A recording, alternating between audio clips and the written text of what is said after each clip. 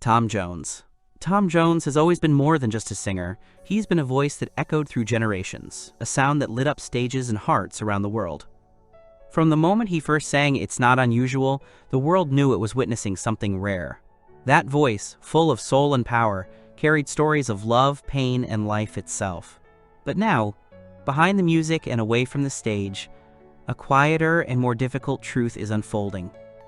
Tom's health is very poor, and those closest to him fear the risk of decline may soon grow more severe. For decades, he was unstoppable, a performer who gave everything, night after night, with a strength and passion few could rival. But time, as it always does, has changed the rhythm. The man who once commanded stadiums now faces long, quiet days. The energy that once electrified crowds is now reserved for moments of stillness and reflection. And yet, even in this vulnerable chapter, Tom's spirit shines. He has faced the challenges of aging with the same dignity he carried on stage. Though his voice may not soar as it once did, the depth of emotion remains. His legacy isn't just in the songs, it's in the connection he created, the memories he gave us, the comfort his music still brings. As his health continues to waver, the world leans in with gratitude and sorrow. Fans remember the joy he brought, the stories he told through melody, the strength he gave without even knowing. He gave the world everything he had, his voice, his soul, his heart. Now, we send all that love back to him. Quietly, reverently, we hold him in our thoughts, in our playlists, in the memories of concerts and car rides, and moments made better by his music. Thank you, Tom Jones. For the sound, for the strength, for the song that never truly ends. Colton Ford. Colton Ford dies at 62. The adult film icon reportedly passed away on the 19th of May, with friends and contemporaries mourning his loss one day later, and many claiming that he died in a hiking accident, though his cause of death has not yet been confirmed. Ford started his adult entertainment career in 2001 at the age of 40, with credits including studio collaborations with Falcon Studios, Centurion, and more, alongside user-generated content later in his career. He received the GayVN Award for Gay Performer of the Year in 2003. Chi Chi LaRue, a drag queen who also directs gay adult films, wrote on Facebook, the 20th of May, "I'm so shocked and saddened to hear and report the sudden passing of my friend and icon Glenn aka Colton Ford. You will missed. Keep singing in heaven." Fellow adult entertainment industry star Dallas Steele took to X to pay tribute to Ford, the 21st of May, writing, "It is with great sadness I share word of the passing of my friend Glenn, who you may have known as porn star and singer Colton Ford. Few details have been shared, but sources say he died from an accident on a hiking trail in Palm Springs. I met Glenn when he first moved to Palm Springs a few years ago. Though he retired from shooting commercial studio porn, I asked him to do an OnlyFans with me, and he agreed. We had a wonderful, hot, and meaningful experience together. He was a very deep, caring, thoughtful person. In 2022, Glenn performed at several of our charity pool parties.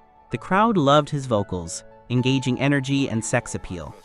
In 2023, Glenn asked if I'd appear with him in a series of mid-century modern-style gay erotic photos with him and a man way younger than both of us. It was a wonderful day with photographer Jay Jorgensen. Sadly, Jay took his own life a few months later. George Wendt. George Wendt dead at 76. George Wendt, an American actor and comedian who earned 6 consecutive Emmy nominations for his performance as Norm Peterson on the beloved NBC comedy series Cheers, died Tuesday morning at his home. He was 76. When to death was confirmed by his publicist, Melissa Nathan, with the following statement. George was a doting family man, a well-loved friend and confidant to all of those lucky enough to have known him. He will be missed forever. The family has requested privacy during this time.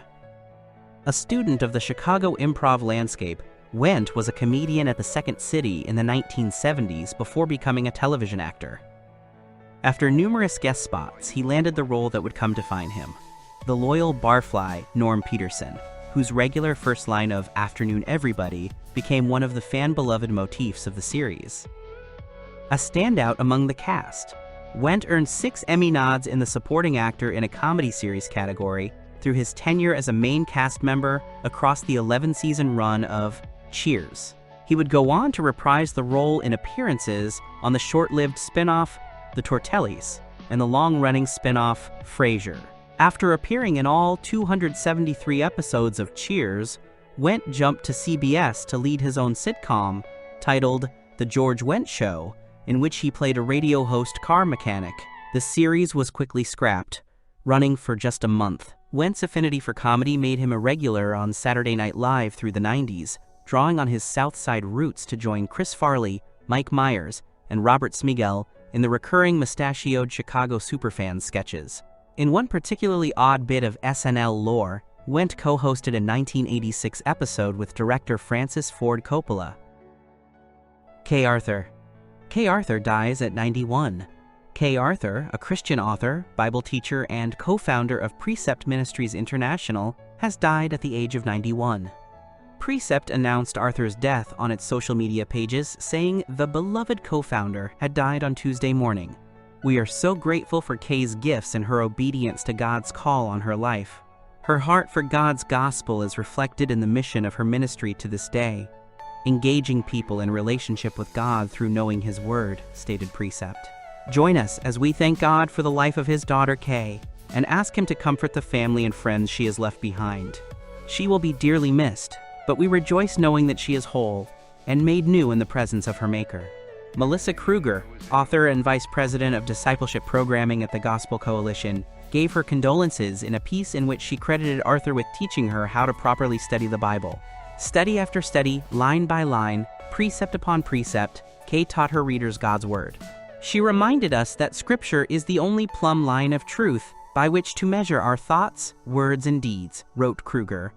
Through her studies, I learned to pay attention to repeated words, contrasts and comparisons, descriptive lists, locations, and genre, and I learned the importance of reading the text again and again before seeking to interpret and apply it. As she led me through the Scriptures, she reminded me daily of my identity in Christ, beloved.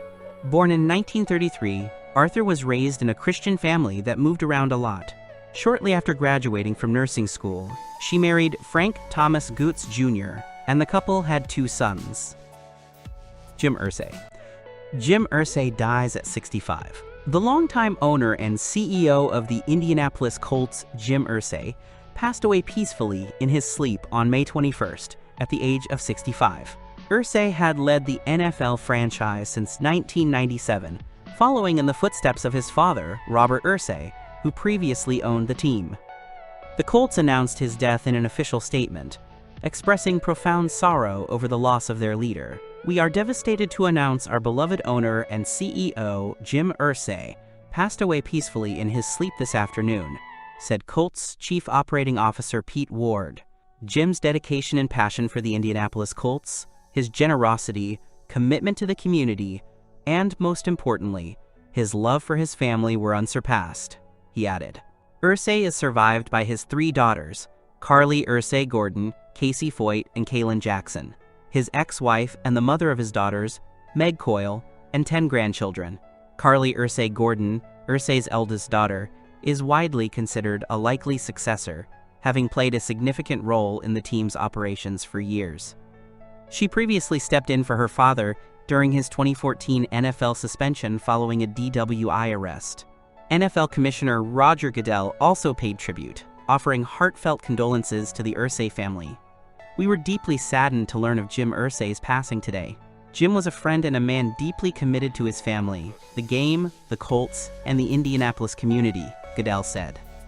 He led with integrity, passion, and care for the Colts players, coaches, and staff. His courageous work in support of mental health will be a lasting legacy. On behalf of the entire NFL, the Colts have not disclosed an official cause of death. Randy Crowder. Randy Crowder dead at 72. Randy Crowder, a former Miami Dolphins and Tampa Bay Buccaneers defensive lineman who missed an entire season following a drug conviction, has died, the Dolphins announced on May 21st. Crowder, who was 72, was Miami's sixth-round pick in the 1974 NFL Draft. His son, Channing, was drafted by the Dolphins in the third round in 2005 out of Florida. They remain the only father-son duo drafted by Miami. Channing is currently a talk show host on WQAM 560. No cause of death was announced.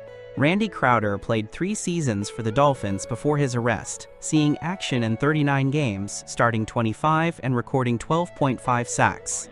He signed with the Bucs after he was released and played for them for 3 more seasons, including 1979, when they lost to the Los Angeles Rams in the NFC Championship game, falling 1 game short of the Super Bowl.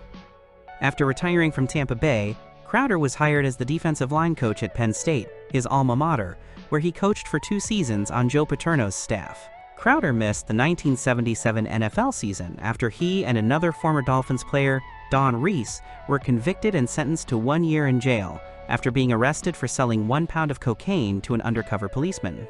They pleaded no contest, and Circuit Judge Joseph Durant withheld adjudication as part of a plea bargain agreement. Controversial former Tampa Bay Buccaneers star Randy Crowder has died at 72, with the announcement of his passing this week. Crowder was selected in the 6th round of the 1974 NFL Draft by the Miami Dolphins and played for that team for 2 years before moving on to Tampa Bay, where he played for 2 more seasons through 1980. No immediate cause of death was given for Crowder. George Coulomb. George Coulomb, dead at 87. George Coulomb, the founder of the popular Texas Renaissance Festival, has died. He was 87. The colorful King George was the subject of the HBO documentary series Ren Fair, which aired on the service last year. According to Grimes County Sheriff Donald Sowell, police received a 911 call early Wednesday from Coulomb's housekeeper, who found the festival pioneer dead in his bed. There's no cause of death determination as of yet. Coulomb founded the festival in 1974. The event is held for 6 weekends each fall in Todd Mission, Texas. The festival put out the following statement on Facebook following his death. To our Texas Renaissance family and friends, we are deeply saddened by the loss of George Coulomb, founder of the Texas Renaissance Festival. For more than 50 years, he built a community that has become a cherished tradition for generations of performers, staff, and guests. At this time, we ask for respect and privacy for Mr. Coulomb's family and the extended Texas Renaissance Festival family as they grieve. As this is a deeply personal matter, we are not offering additional comments at this time. The HBO documentary chronicled Coulomb's struggle to hold onto his leadership position of the festival while considering prospective buyers. According to Houston station KHOU, a Grimes County judge recently ruled against Coulomb in an ownership dispute over the festival. A group of buyers claimed Coulomb backed out of a $60 million agreement to sell the festival and surrounding properties after accepting a down payment and closing costs. The judge had ordered Coulomb to continue forward with the sale. The station also had a statement from Merrill Rivard, president of Texas RF Inc. Jerry Connolly. Jerry Connolly dies at 75. U.S. Representative Gerald Jerry Connolly, an outspoken Democrat who sought key reforms in the federal government while bringing transformational development to his populous Virginia district, died Wednesday. He was 75. Connolly, who most recently held a prominent position as the ranking member of the House Oversight Committee, served in Congress for more than 16 years. He died at home in the company of family members, his family said in a statement. Connolly announced in 2024 that he had esophageal cancer and said a few months later that he planned to retire from Congress. His death leaves House Republicans with a 220 to 212 majority. The spirited and at times bullheaded Fairfax Democrat became known for his voluble nature and willingness to engage in spirited debates. In one hearing, he accused Republicans of engaging in a witch hunt against the IRS, asking a witness if they ever read Arthur Miller's The Crucible. "I am heartbroken over the loss of my dear friend," said Democratic Senator Mark Warner of Virginia. "To me, he exemplified the very best of public service." He said Connolly met every challenge with tenacity and purpose, including his final battle with cancer, which he faced with courage, grace, and quiet dignity. House Democratic leader Hakeem Jeffries said Connolly was a, quote, hardworking, humble, and honorable public servant who used his perch on the Oversight Committee to push back against the unprecedented attacks on the federal workers in his district and across the country. A fixture of Virginia politics for 3 decades, Connolly was first elected to the Fairfax County Board of Supervisors in 1995. on the county board. Dan Storper. Dan Storper dies at 74. Dan Storper, the co-founder and CEO of Putumayo World Music, died on Thursday, May 22nd, at 74, just 2 days after his birthday. Sources confirm that he passed peacefully at home in New Orleans, surrounded by family, after a battle with pancreatic cancer. Jacob Edgar, founder of the label Kumbancha and Storper's longtime friend and colleague, shared a heartfelt statement with Billboard Espanol. Just 3 days ago, I posted birthday wishes to Dan Storper, the founder of Putumayo World Music and my colleague and friend for nearly 30 years. I knew then that Dan was in his last days, but I couldn't imagine a world without him. He passed away yesterday after a battle with pancreatic cancer. Edgar, who began working with Storper in 1998 after being offered what he called the dream job no one could dare dream of, described the late visionary as an exceptional human, he wrote. Funny, energetic, passionate, micromanaging, and compulsive. A workaholic to the extreme. He could drive you crazy, but you loved him anyway, because his heart was in the right place. And he was a good soul. In 2023, the globe-trotting entrepreneur marked 30 years of his groundbreaking label. But Storper's journey with Putumayo began long before the label existed. Originally launched in the 1970s in New York as a store selling handcrafted goods and musical finds from his travels in Latin America, Africa, India, and beyond, the shop gradually shifted its focus to music. By 1993, it had transformed into Putumayo World Music, a record label dedicated to curating global sounds for a wider audience, co-founding it with Michael Krause. The label became an international success, celebrated for its uplifting and culturally diverse compilations. Tommy Raymond. Tommy Raymond dead at 73. Legendary Hampton Roads coach Tommy Raymond died at age 73 on Thursday, May 22nd. Raymond coached at 6 high schools for 35 seasons in the area, most recently at Denby High, where he resigned in December after 2 seasons. He suffered a stroke in March 2025.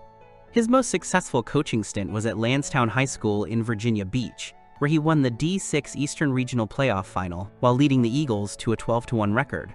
Raymond coached former NFL quarterbacks Michael Vick, Atlanta, Philadelphia, Pittsburgh, Aaron Brooks, Green Bay, New Orleans, Oakland, and several others who had successful collegiate careers. The Newport News native was selected out of Missouri as the 223rd overall draft pick in the 9th round by the Pittsburgh Steelers in the 1974 NFL Draft. Instead of entering the NFL, he chose to play in the WFL for the Florida Blazers, where they won the championship, and he was on the All-WFL team and won the 1974 Tri-MVP. He left the Blazers to play for the Jacksonville Express in 1975. Raymond eventually played a season for the Kansas City Chiefs in 1976, and in the CFL with the Saskatchewan Roughriders in 1977. He also encouraged Michael Vick to accept the opportunity to be the head coach of the Norfolk State Spartans football team. Coach Vick and Norfolk State released a statement on the passing of Coach Raymond. The Norfolk State University Athletic Department is saddened to hear of the passing of local legend Tommy Raymond. Coach Raymond was a one-of-a-kind figure who impacted countless members of the Hampton Roads community, including our head football coach Michael Vick. He will be deeply missed. A little-known fact is that Raymond was bit by the acting bug, with roles in Nick Nolte's North Dallas 40. Daniel Williams.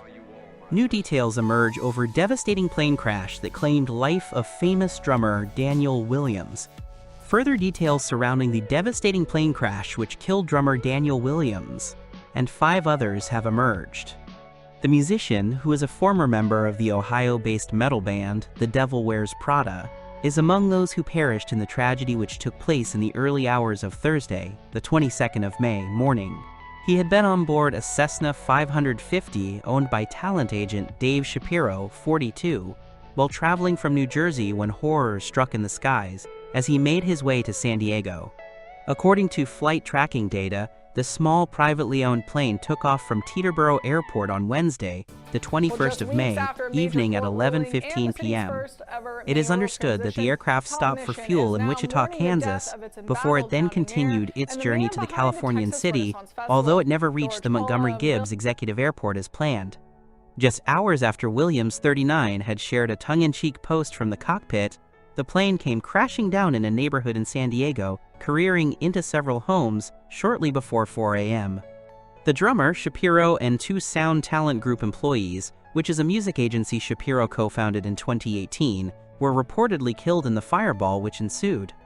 A spokesperson for the company said, "We are devastated by the loss of our co-founder, colleagues, and friends. Our hearts go out to their families and to everyone impacted by today's tragedy. Thank you so much for respecting their privacy at this time." Williams' former The Devil Wears Prada bandmates also paid tribute to the talented artist and Shapiro in a social media post, saying, "No words, we owe you everything." Mark Jones. Mark Jones died at 59. Former Wales number 8 Mark Jones has passed away at the age of 59 after suffering a heart attack in the Middle East. Wales Rugby League said Jones had been training in his local gym. The former dual-code international played 15 times for Wales Rugby Union team, while he also featured 11 times for Wales Rugby League team, also winning 1 cap for Great Britain in the 13A side. During his career, he was sent off 6 times and banned for over 33 weeks for violent conduct. Jones also dealt with a stammer, which he admitted after retiring led to him being filled with self-loathing and hate, resulting in doing, as he put it, a lot of bad things on the field. Jones previously spoke to Wales Online about how his stammer affected his career, including the incident that led to Wales fitness coach Steve Black organizing counseling for him. You can read the full interview here. During his time at Neath, he became a vital part of the all-conquering side of the late 1980s. That led to his Wales call-up, with Jones scoring a try on his debut against Scotland in 1987. In 1991, Jones, who hailed from Tredegar, joined the exodus of Welsh players out of the amateur rugby union scene to the professional 13-a-side game where he played as a prop.